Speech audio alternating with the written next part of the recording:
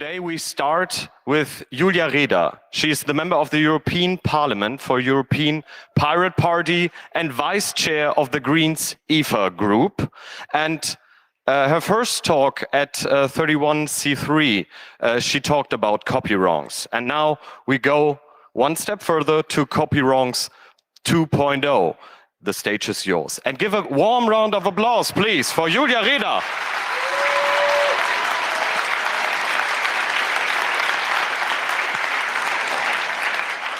Hello, everybody. I was here 2 years ago for 31C3, and back then I was a freshly elected member of the European Parliament, and I was quite optimistic that finally the time had come for a meaningful copyright reform in Europe. And actually, things were going okay for about a year. The Parliament actually proposed some improvements to copyright law based on my initiatives, and then nothing really happened for about a year. Until everybody's favorite year came around, 2016. If you think that 2016 was a terrible year, ask a copyright activist.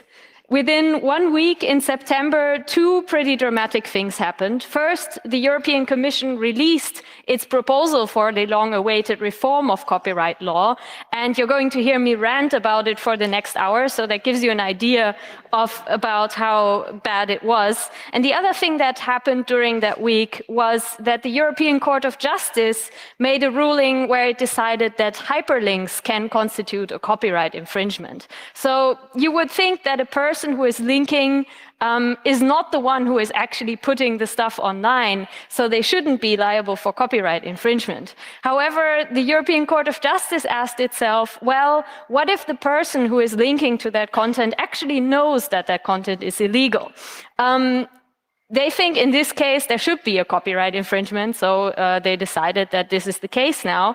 And then they decided that if this link is made with a profit motive, somebody's trying to make money, then you can pretty much assume that they know that whatever they are linking to is a copyright infringement, and they actually have to prove that they didn't know, which is quite a difficult thing to do. So in this particular case, it was about a right-wing populist website that was for profit, that was linking to unreleased Playboy photos, so you might think, okay, maybe I don't feel too bad for them specifically, but what does it actually mean for other websites? Will they now have to monitor continuously everything that's going on the website that they have set a link to? To find out, we can look at one ruling that already took place based on that by everybody's favorite court, the District Court of Hamburg. I see there are some fans of the District Court of Hamburg in the audience. So the District Court of Hamburg had a case where somebody had linked from their own website, from their About Me page, to a different website on which there was a photograph that looked a little bit like this. It's not exactly this picture, actually, with some UFOs. And this photo had been modified. The photographer of the original picture without UFOs had put the photo under a Creative Commons license, and the person who put it on their website actually attributed it to the correct photographer. However, they did not mention that the original picture actually didn't contain UFOs, so therefore it was a copyright infringement. So the court decided that since the website owner of the website who linked to this sells educational materials on the same domain, not on the About Me page and not related to this particular link, they have a profit motive for that link, which is quite a stretch. So the defendant in this case, the person with the About Me page, had an obligation to actually verify that everything on the website they were linking to is legal. A Heise journalist tried this out in practice and actually wrote to the court asking, hey, I want to write about this court case and I want to link to the website of the District Court of Hamburg. Can you please verify to me that everything on your website is legal? For some reason, the court didn't want to do that.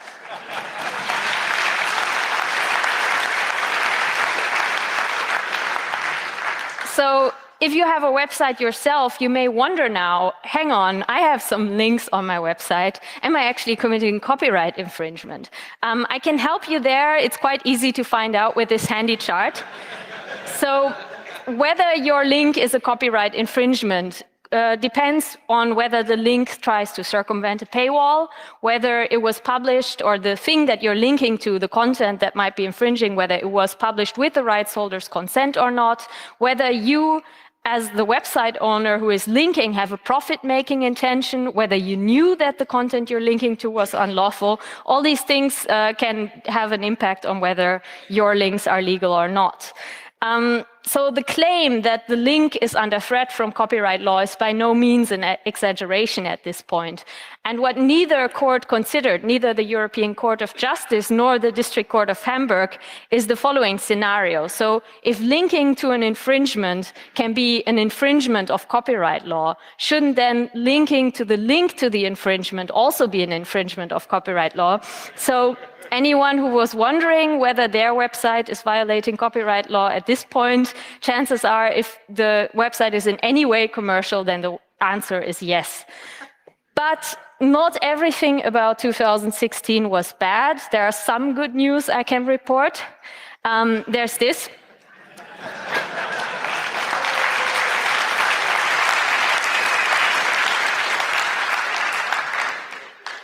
Günther Oettinger, the digital commissioner who is responsible for copyright law in the European Commission, but perhaps best known for being too close to lobbyists, for example, flying around in their private plane, the guy who called net neutrality defenders Taliban and used racist slurs for Chinese people.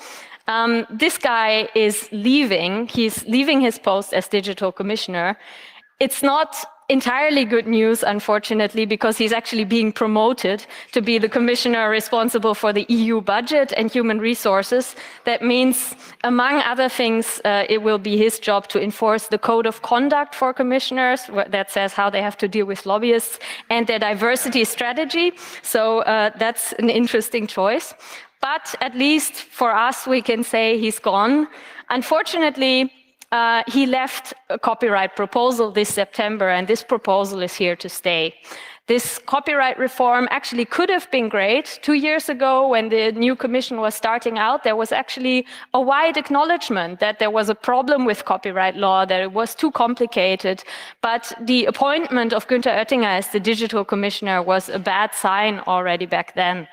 Unfortunately, he surpassed even our worst nightmares and managed to make a proposal that achieves the unimaginable to make a bad situation even worse. This proposal, even though Commissioner Oettinger will no longer be responsible for it, is now out of the hands of the European Commission. So the guy who is taking over, Vice President Ansip, he will still participate in negotiations, but mostly this will be up to the European Parliament and the Council, where the national governments of the EU are organized. And both of these bodies can reject the proposal or make changes to it.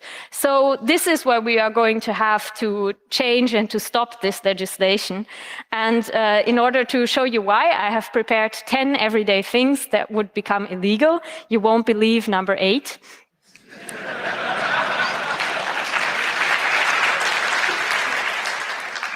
Number 1, sharing news from 20 years ago. So if you have a website with a list of online news articles, for example, about the copyright wars, with short quotes like this, you better take it offline because before this law is in place.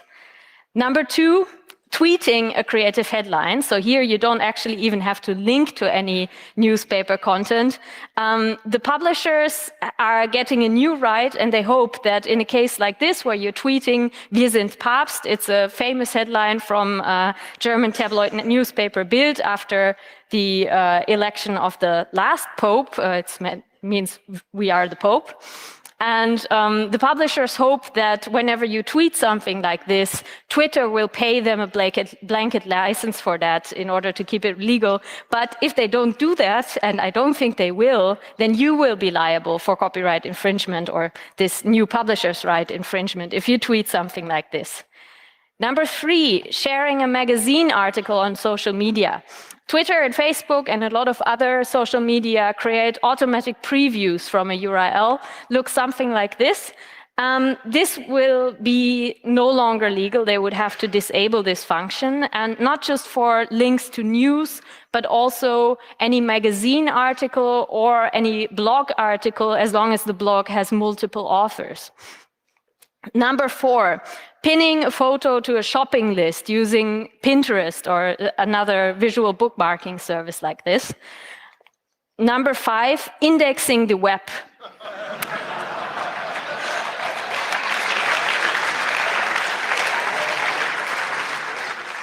Luckily, not all of the web. I mean, the problem here is that a search engine that is indexing the web for you and showing you search results will have to make copies of those indexed web pages. This will no longer be allowed for news websites, magazine websites, and blogs unless they have given specific permission for it.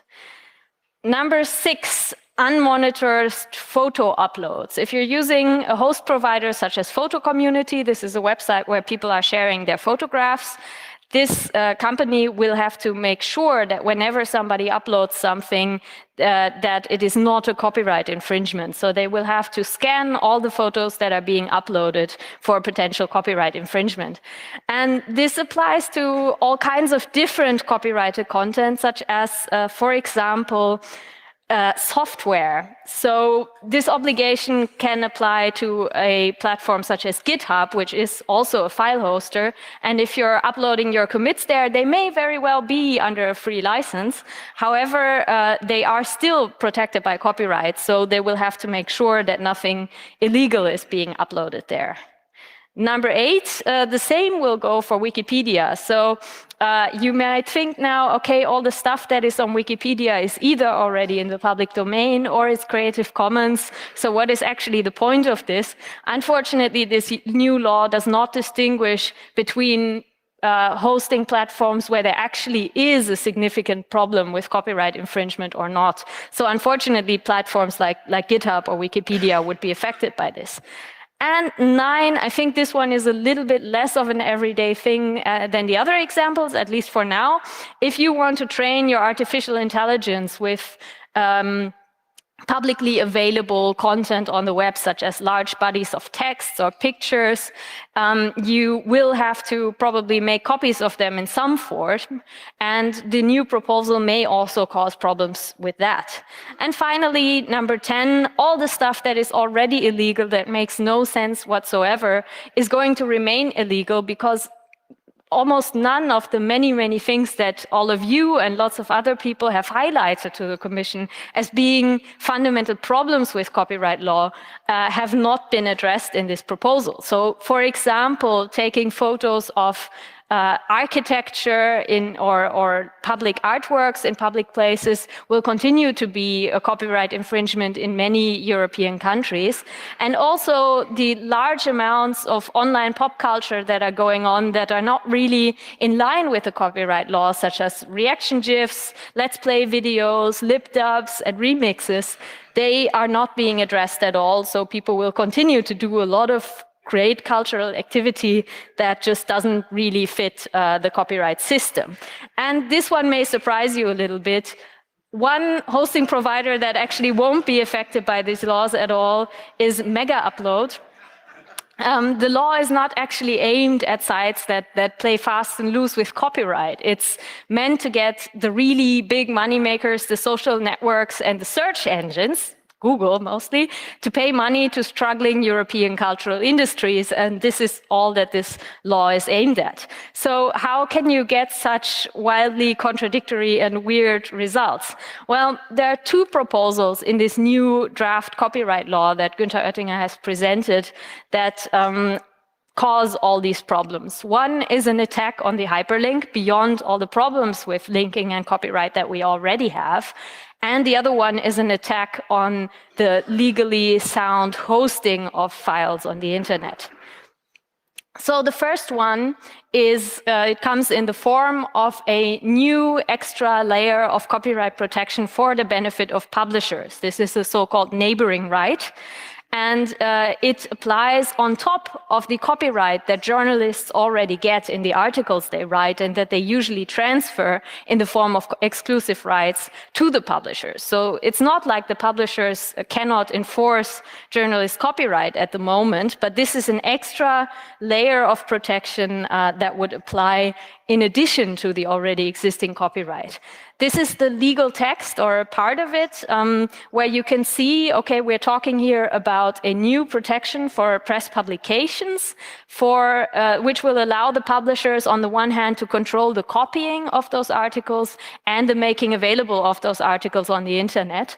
And this right lasts for 20 years after publication of a press publication. This may sound familiar to you. There has been something similar introduced in Germany a few years ago, where the amount of protection is 1 year, because they consider, well, actually news articles are not that valuable after a while, but they consider 20 years is a good time for this new protection, and it would actually apply retroactively. So that means if you are running a website with a list of news stories about the Napster case, with quotes from articles about the copyright wars in different ways, this will be illegal.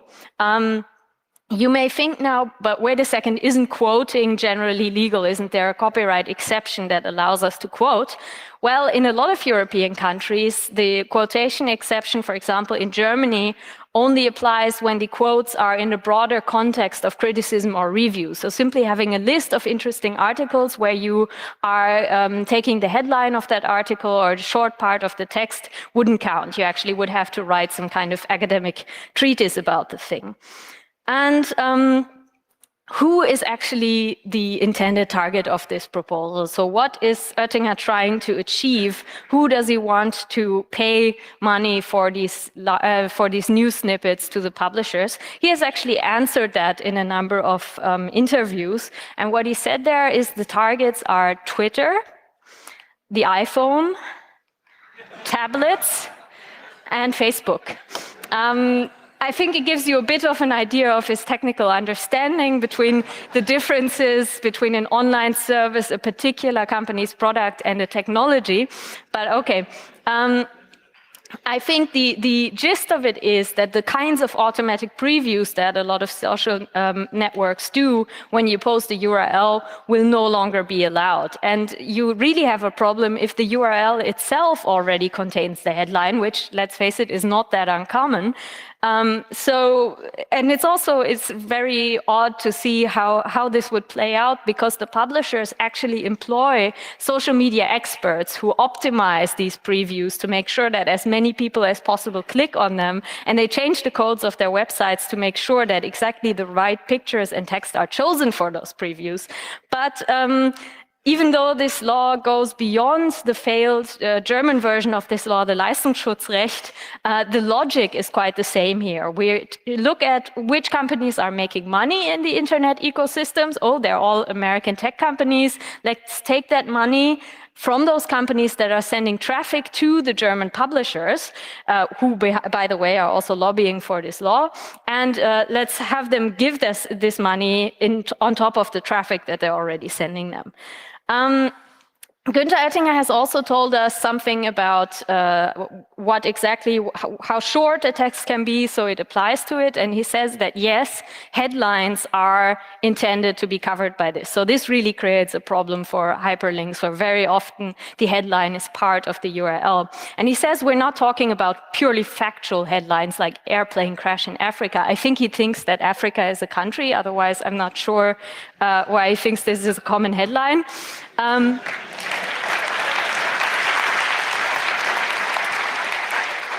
But in any case, there is nothing in the law that actually exempts single words or small snippets of text from this protection. And Oettinger and the publishers keep saying that individuals won't be affected by this law, but actually there is no exception for private individuals or for non-commercial use in this law, unlike the German one, by the way. So something like Wir sind Papst will be an infringement under this new law. And unlike what Oettinger says here, it probably won't matter at all whether it's a purely factual headline or not, because these neighboring rights to copyright don't have a requirement that the thing thing they protect is an original intellectual creation, because the publishers aren't originally creating anything in the first place. So the only way that somehow factual headlines could be exempted is if a court decides we can't actually tell whether it was taken from this newspaper article or from another one. So what is up with this indexing thing? I think this is probably a really big problem with this law that not everybody has fully considered, because the indexing, of course, of websites creates copies, and you may think, well, if somebody takes a full copy of an article, isn't that a copyright infringement already? It would be, but so far this is legal under the only mandatory copyright exception that all of the member states in the EU have to do, which allows the making of so-called incidental copies that are part of a technological process for the sole purpose of enabling a lawful use. So you could say, of course, so far the displaying of search results has been a lawful use, therefore this kind of copy that is just necessary for search engines is not an infringement. However, as soon as the search engines are no longer allowed to show the snippets of news articles, of course, the indexing of news websites will no longer be legal either. So that's a bit of a headache, and I'm not sure they have fully considered this. So when you look at the definition of a press publication, which is the stuff that's going to be protected by this new right, it's not just about news articles as such, but rather everything that is published in a press publication online. So this could include, for example, what they call other works, could be pictures or stuff like that. And this is why Pinterest, for example, that only allow you to pin pictures, will have to negotiate a license with the publishers. However, I don't think that Pinterest will be too much up in arms about this proposal, because they have a much bigger problem. The Article 13 is probably the most dangerous of this new proposal. It contains the monitoring obligation for host providers that I have mentioned earlier. So who is covered by this new obligation? It's hosting providers that store and provide to the public access to large amounts of works uploaded by users. So when they fall under this definition, they will have to choose between two alternative obligations. Either they get a license from the rights holders, probably from collecting societies or large rights holders organizations, and they will have to make sure that those licenses are enforced. And helpfully, in the recitals that go along with this proposal, the Commission suggests that they could enforce them by using content monitoring technologies. If they don't want to do that, then they have to prevent the availability of copyrighted works identified by the rights holders, for example, by using content monitoring technologies. So those are the two options. If you're familiar with internet law a little bit, the way it works at the moment is if you run a file hoster and somebody notifies you that there's a copyright infringement on your service, you have to take it down. It's a notice and takedown procedure. And the preventing availability that is included in this new provision, of course, implies that these retroactive takedowns after the infringement has already taken place will not be enough anymore. Preventing availability means that the content needs to be controlled and scanned before the upload actually becomes accessible to the public. And if you're looking at this, it might all look a little bit familiar to you, and there's clearly an elephant in the room here, and that's YouTube. If you look at the analysis, the economic analysis of why the Commission is doing this, it all comes down to the music industry complaining about YouTube, this is connected to their Content ID, content monitoring system that is used to find protected pieces of music on YouTube. What the music industry has done about YouTube so far is they have tried to enter licensing deals with YouTube, and actually these licensing agreements are in place in most countries. But the rights holders are not very happy with those deals because they think that YouTube doesn't pay enough. And this new law is their solution to this problem. So they want to make the licensing deals that they already have with YouTube, the less painful option, because the other option, the content monitoring technologies, in the case of YouTube, is something that YouTube only offers to a relatively small number of smaller rights holders. So Content ID is not available for everyone who uses YouTube. And they think that if YouTube can no longer threaten, okay, well, if you don't take our licensing agreement where we pay you very little, then we'll just take down all the content. But the rights holders actually want to be on YouTube, so they're in a very weak bargaining position. And they think that this law will somehow make it so unattractive for YouTube to take down the content that they will pay them more money. It's a bit of a gamble, and it's also not a very obvious way of addressing this problem, because unfortunately you can't pass a law that only applies to YouTube. They've tried, believe me. So this law would, of course, apply to all kinds of host providers and all types of copyrighted works, as long as there are large amounts uploaded by users.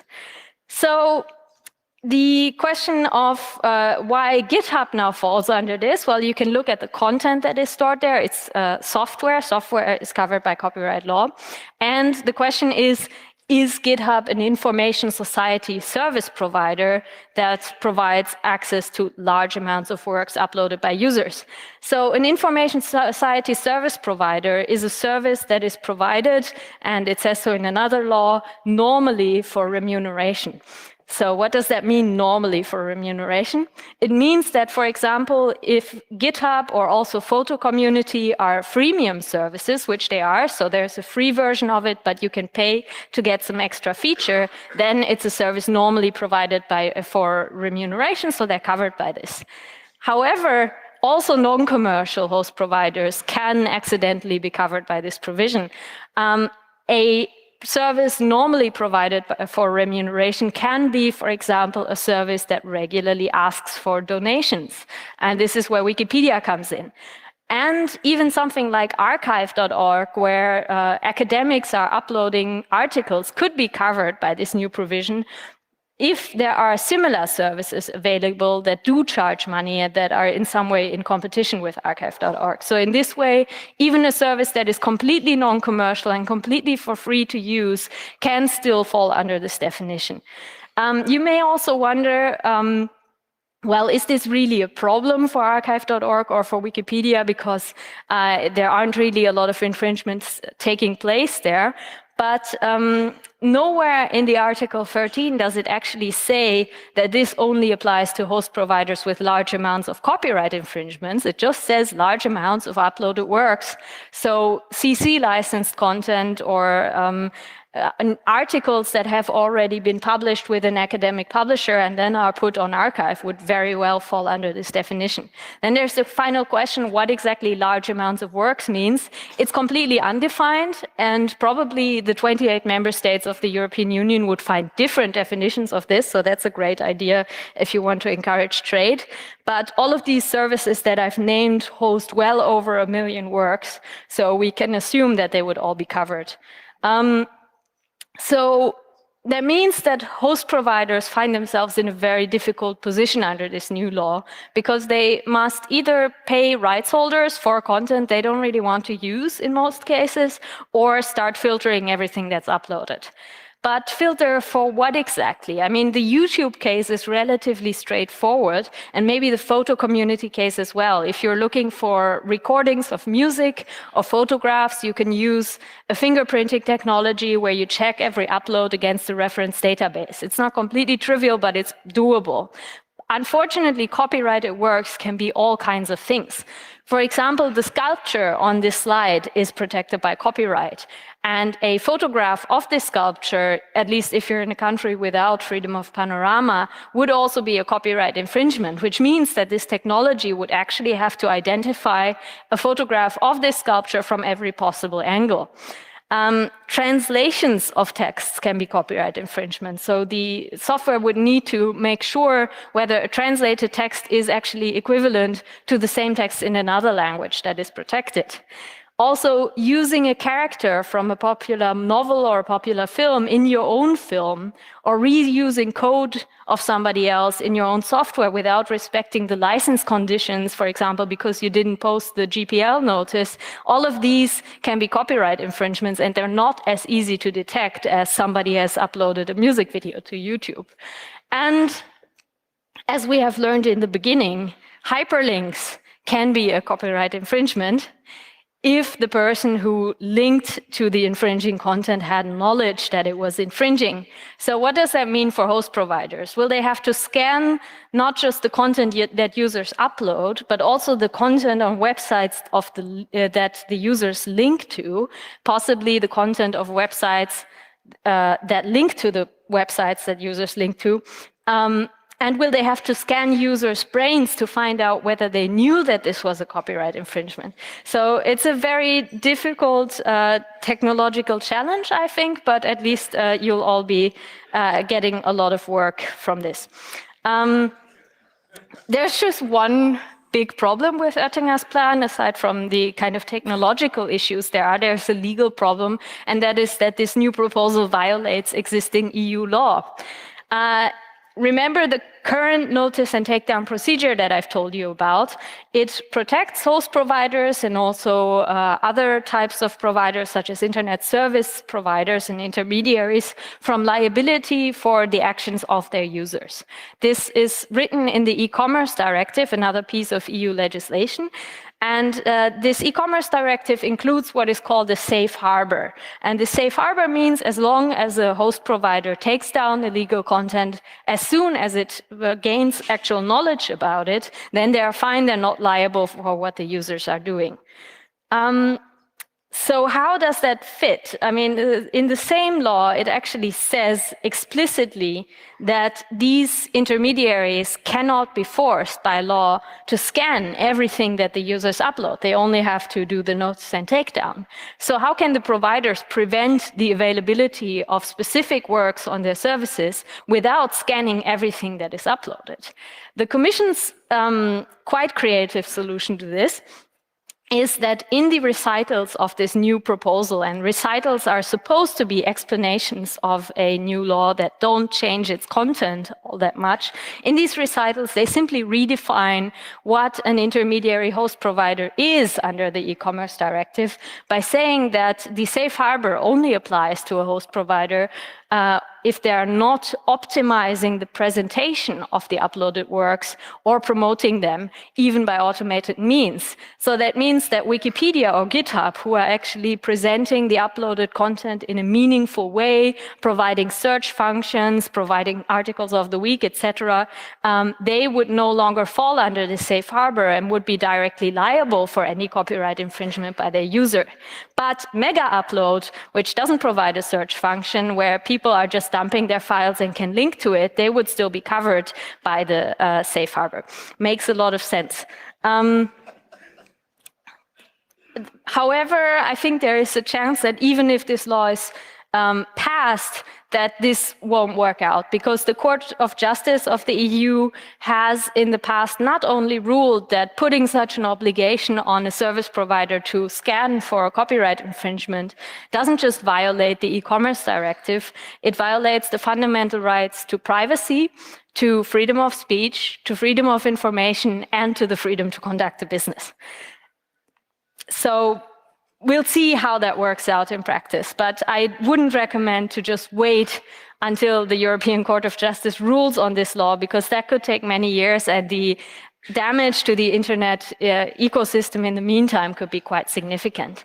Finally, there is this proposal on text and data mining exception, which is also part of this proposal, that most people would think this is a good thing. There is a new exception to copyright, so there's some more flexibility added. But there is a problem with this, because text and data mining so far has been more or less a legal gray zone. It's the question of whether or not you can copy material that you already have legal access to for the purposes of data mining. So, for example, researchers who analyzed the vocabulary in Agatha Christie novels had to take copies of all the novels to find out whether the author developed Alzheimer's disease over the course of her life by seeing how broad the vocabulary was. Now, the thing here is that theoretically, it's perfectly possible to do this without making copies. You just have to sit down and basically do the counting manually. But of course, this is really inefficient. And especially in research, text and data mining is just becoming increasingly something that researchers want to do to make their research more efficient. And they were actually the ones who asked the European Commission for clarification that this kind of copying is not a copyright infringement by introducing such a text and data mining exception. And the main reason was to stop academic publishers from bullying them and saying, no, you can't download these articles for text and data mining, you need a license for that. The Commission proposed an explicit exception for text and data mining. That's good, but unfortunately in this proposal it only applies to research organizations. The problem with that is if they're explicitly allowed, the research organizations, it may follow, or a judge may argue, that individuals or companies who want to do text and data mining are then explicitly forbidden. And that would mean that individuals or companies training their artificial intelligence with stuff they find on the internet may run foul of copyright law. Also, there's not really much movement on bringing an end to geo-blocking, so this video is not available in your country and messages like that, even though the Commission 2 years ago said that it was a priority to get rid of that. So that is, by and large, what we have in this new proposal. So you may wonder, okay, how could it be that 2 years ago the Commission said we're going to make everything easier, we're making it simpler, we want to unleash Europe's digital potential, so how did we end up with this? The easiest explanation for that is that this copyright reform was hijacked by a number of powerful industry interests. This is a picture of Commissioner Oettinger with a number of Axel Springer lobbyists. Axel Springer is one of the publishers who first lobbied for the Leistungsschutzrecht in Germany and is now behind the lobbying effort for the extra copyright for publishers on a European level. So they get a tool against Google and Facebook. The German collecting society GEMA, that could never agree with YouTube on a deal, gets something to pressure YouTube into making a licensing agreement, and the film industry got spared from a ban on geo-blocking, which they continue to want to do. So this reform is clearly not about how to make copyright fit for the digital age or how to use technology's potential to create new business models that actually work with the internet. Instead, it's about how can we change the internet so the old media companies don't have to. And how can we subsidize our European cultural industries with the profits of American technology companies? And two basic building blocks of the internet are attacked by this proposal. The freedom to link and share news on the internet is fundamental for the freedom of speech online. We are seeing with the monitoring obligation a privatization of law enforcement, where the takedown of illegal material will no longer be done on the basis of court orders, but by private companies who will probably err on the side of caution and take down more than they actually have to. It will probably keep startups and smaller internet companies small and actually ensure the position of the large multinational companies that this proposal is supposedly targeting. And at the end of the day, only companies like Google or Facebook can actually afford the content recognition technologies that would be required to comply with this law. And they can probably even count on getting a free license for using news snippets from publishers because of all the traffic that they're actually sending to the publishers' websites. In this proposal, no attention is actually paid to non-commercial projects or to open licenses and the interests of individual users. The problem is that this will not work for anybody. The protectionism of these past business models won't actually save these industries from having to change and go with the times. And I'm afraid that at the end of the day, these measures will end up hurting those who promote them today. So if you look, for example, at the effects of this right for publishers, probably people will not start paying them, but rather link to websites that do not require this sort of thing. So for the EU-based publishers who are asking for this, it would probably mean fewer readers and less revenue. It probably won't be a problem for any of the misinformation or propaganda sites who are getting their funding from different ways and whose main purpose is to be spread as far and wide as possible. I think copyright law is fundamentally the wrong tool to stop or to shape this technological and structural change that we're seeing in the media industry. So it's now up to us to do something about this. And I think that actually there is hope. There is, especially when it comes to this new proposed neighboring right for publishers, because it's already relatively unpopular in the European Parliament. The European Parliament has already voted against such ideas in the past when it made its recommendations. And there is by now a pretty large group of members of the European Parliament from across the political spectrum who are pledging that they want to save your right to link. And I think it's important, though, first of all, to support them publicly. I think we're always, pointing out when a politician is doing something wrong. And sometimes these people are going against their own party line and saying this is something that is just not going to work. And also these members of parliament need to be made aware of the dangerous court rulings that are actually making linking a copyright infringement itself, and this is something that we could actually fix through a change of copyright law.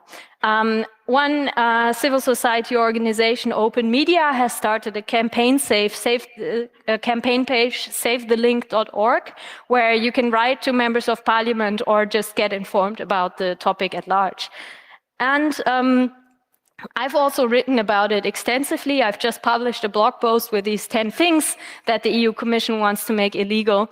It's great if you spread this news. It's actually quite easy to contact your own representatives in the European Parliament because they do not get contacted all the time. When the Parliament is in session, you actually have a good chance of simply getting them on the phone. And the debate about these proposals in the national publics is also dearly needed because at the end of the day, the council where the national government sit will have just as much influence over where this copyright proposal is going to go as the European Parliament has. And finally, if you yourself have heard something in this talk where you feel this is going to affect me directly, for example, if you run a file hoster or a discussion forum and you think it may fall under this definition, talk about it and talk about whether or not it's possible for you to actually comply with this law, and write about it and spread the news to other people. Finally, you can also contact me directly if you want to join the fight against these proposals. And I hope that over the course of the next year, we'll be able to beat these proposals and can hopefully go back to the urgent task of actually making copyright law easier and saner for everybody. I wish you all a great new year 2017, and I hope you remember it's up to all of us to make sure that it's better than the last one. Thank you.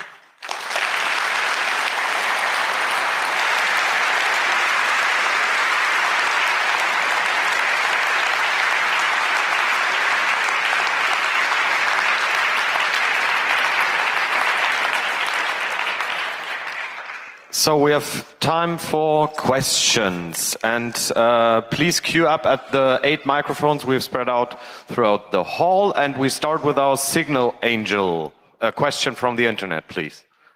Does a BitTorrent file or a magnetic link count as an illegal content, since it's technically impossible to verify the content without downloading it?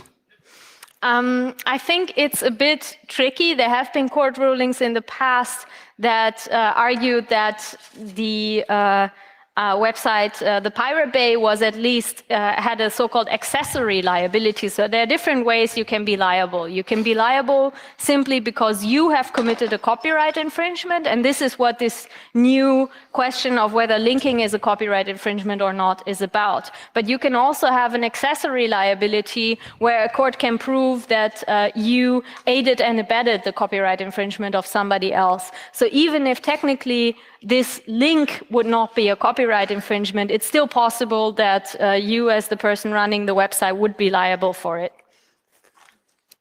So, and next, please, microphone 3. Hi. A question. I know, as far as I know, in education, there will be no exception for education, so it will still be difficult for teachers and everyone to share this material.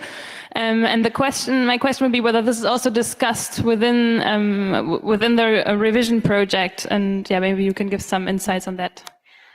There is one exception that applies to education that is in the proposal. I have not mentioned it because it's not really clearly good or bad. What this proposal does is it says that it will be mandatory for every member state in the EU to allow the use of different copyrighted content for digital teaching activities. So, for example, if you are using some kind of online service for students to download texts, or if you're live streaming your lectures to students in other countries. However, there are two caveats with this. One is that the member states can decide for themselves whether or not there is a compensation for this. And for example, in Germany, there is an exception for education. However, it hasn't really worked recently because the compensation, the collecting society that is responsible for collecting the compensation, this guy is waving at you. The money that the collecting society is collecting, they have gained a court ruling that said that the universities actually have to tell them who exactly or how many times a particular work has been used and so on. So the bureaucratic effort is so large that because of the compensation requirement, it hasn't really worked very well. That's one problem. The other problem is that this proposal also says that if there are appropriate licenses available on the market, then the member state can decide that the exception doesn't apply. And this is also something that we know from the German context, that a publisher may say that there is an appropriate license available, but it actually is not really usable for institutions. So there's definitely an attempt from different educational organizations to improve this exception. And I think the most important thing would be to address these two parts and make sure that this exception would actually apply in practice. But in any case, it would not be the same as a general education exception that applies also to what is happening inside the classroom or what is happening in non-formal education. It's really only for digital users because the Commission says this is where there is a cross-border problem. So there's definitely a lot of room for improvement when it comes to this provision. Thanks. We go ahead with microphone number 4 here. This history you told reminds me a lot what we heard in Spain a couple of years ago, when they pushed a law that basically forced Google to pay newspapers for the news it linked, and the result was that Google closed Google News in Spain. So I wonder if this case made these people reconsider some positions. The people in the European Commission who made this proposal know perfectly well about the failure of the Spanish law, and they know perfectly well about the failure of the German law. And they decided to do it anyway, which they call an evidence-based approach.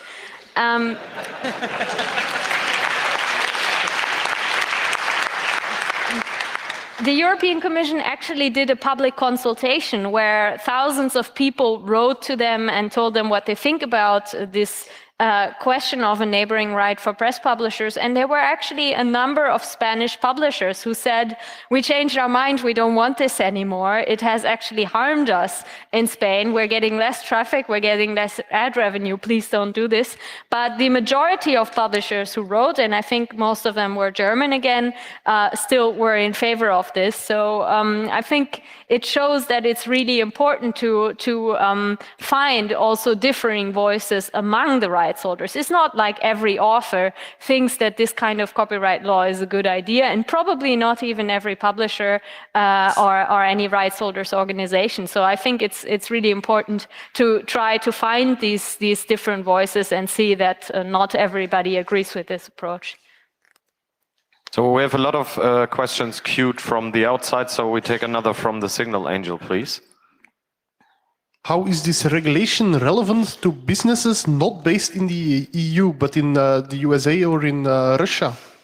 That's a very complicated question. So copyright law is territorial, which means that the copyright law applies of the country in which the copyright relevant act is taking place. When it comes to copying, that's relatively easy. If I don't know, you're at home and you're making a copy and you live in Germany, then German copyright law applies. If you're making something available on the internet, it's a lot more complicated. And it's not actually fully decided whether it's the country where the server is hosted, it's the country where the website is legally established, or it could even be the country where the user is located. So this is one of the reasons why you see geo-blocking sometimes, because a rights holder can actually go to court in the country where the content is available. So if something is on the internet, that's pretty much every country. And that's also one of the reasons why we need a European copyright instead of 28 different ones. Because if you want to actually know for sure that what you're doing is legal, you pretty much have to have a doctorate in copyright law and have studied all the 28 different laws. And that's just for the European Union. Will you go ahead with microphone number 1 here over here? Yeah, to elaborate on that, would it help to escalate the situation? For example, when we're talking about our friends from the court in Hamburg, we just have to look at their decisions and what they link to in their decisions and declare it illegal in their decisions. To have perhaps a means to just tell them that they have a linking to an illegal thing, and therefore they have to take it down or they are responsible for it, and then escalate it on a European level, just hack the process? Well, the court rulings themselves probably don't have links as such. They may have strings of texts that indicate the location of URLs, but of course that's not the same thing as a link. It's actually quite an interesting philosophical distinction that if you can click on it, it's a link. If it's just the text, then, well, I suppose it's not a link, it's just a string of text. Copy-pasting a string and not having the link directly would also be an option? I don't know. Sometimes I think that it's actually the European Court of Justice that is trying to hack the system by making laws or making rulings that just make no sense whatsoever, that will force us to reform the exclusive rights that underlie the copyright law. Because if a link can be a communication to the public and therefore a copyright relevant act, well, then everybody is infringing on copyright, and maybe we need to change it at some point. So I think you might have some friends at the European Court of Justice who are hackers themselves.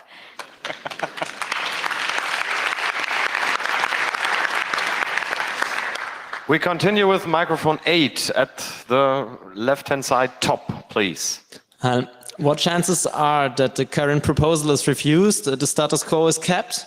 And if it is kept, what do we do about it and against it?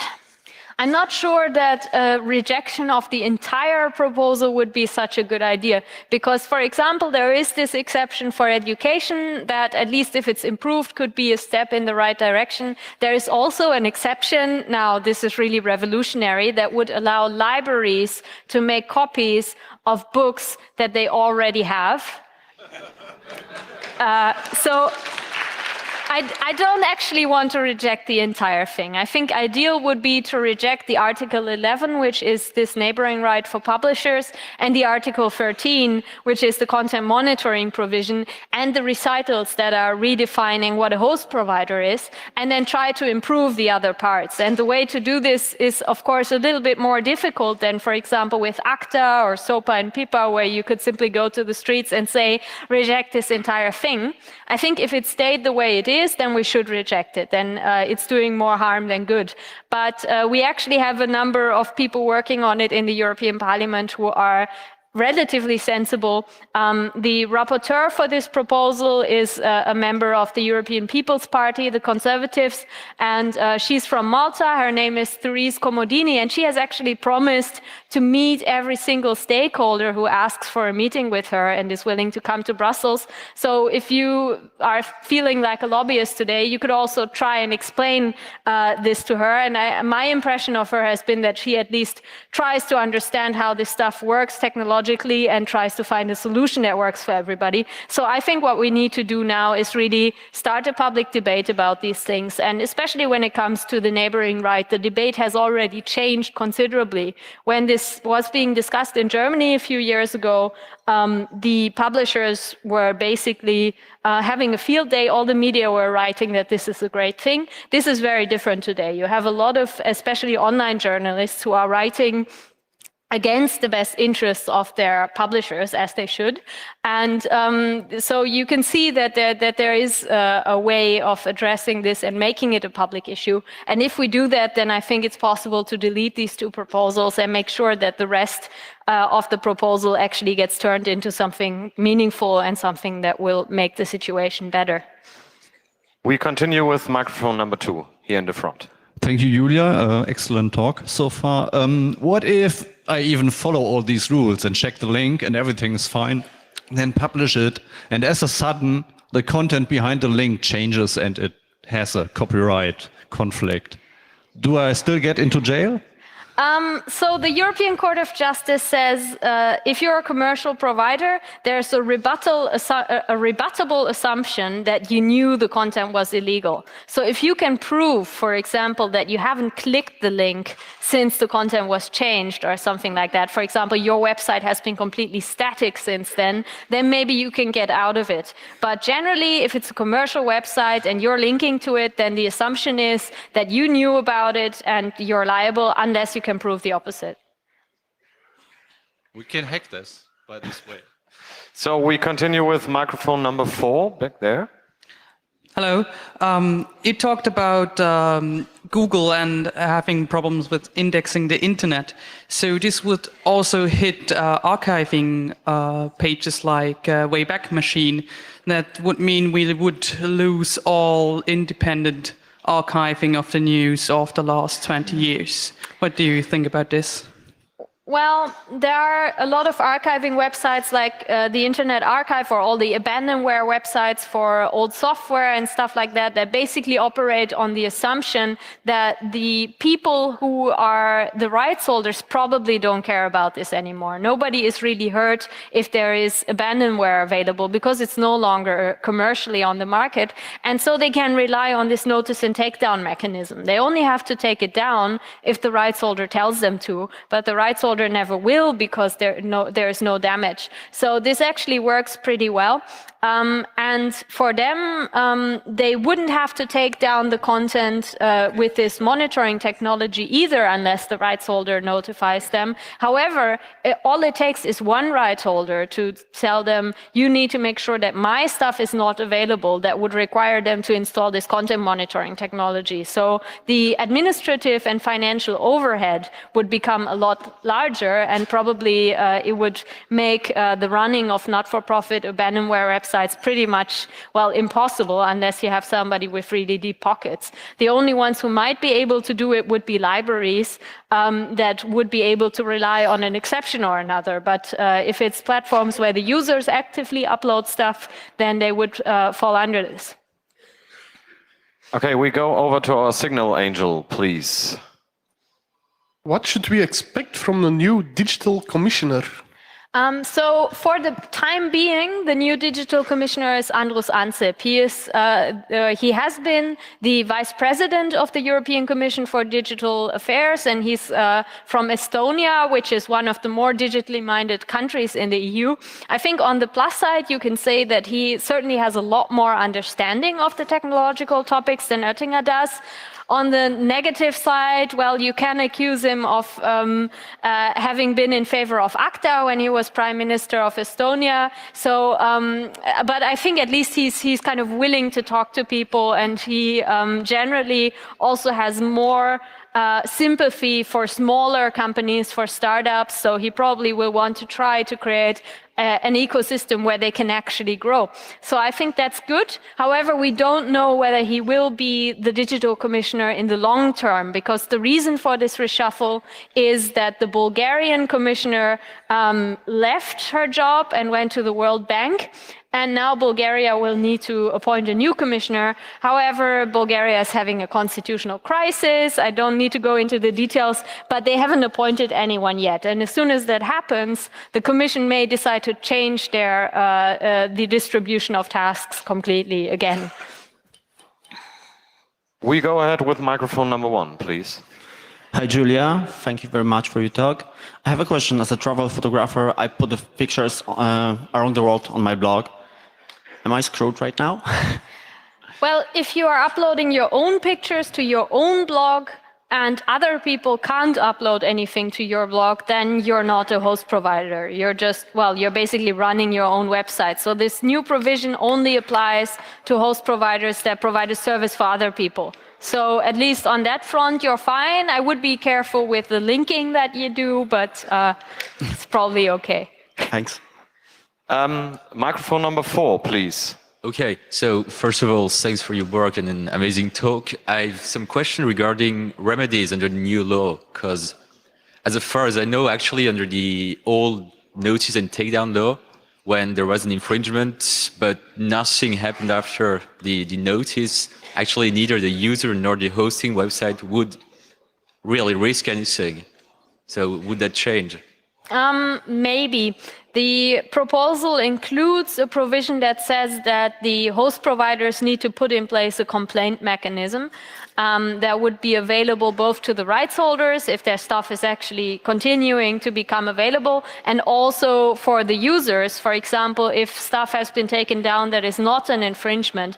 Unfortunately, I don't think this will really work for the users because the exceptions to copyright law are different in every country, and they also are not considered to be rights themselves. So basically, a platform could simply write into their terms of service, we only accept licensed content, and we don't care whether this is legal as a parody or whatever. So the remedies are not really clear. It also says that there has to be some kind of round table where all the different stakeholders come together, so the host providers, the rights holders, and so on. And it really shows that the Commission is thinking of large companies like the big major labels, but not individual rights holders who are most certainly not going to start a round table. Thanks. So I'm afraid that is all the time we had for Q&A with this talk. So thank you, Julia Reda, for this amazing talk and the time you took for question answering.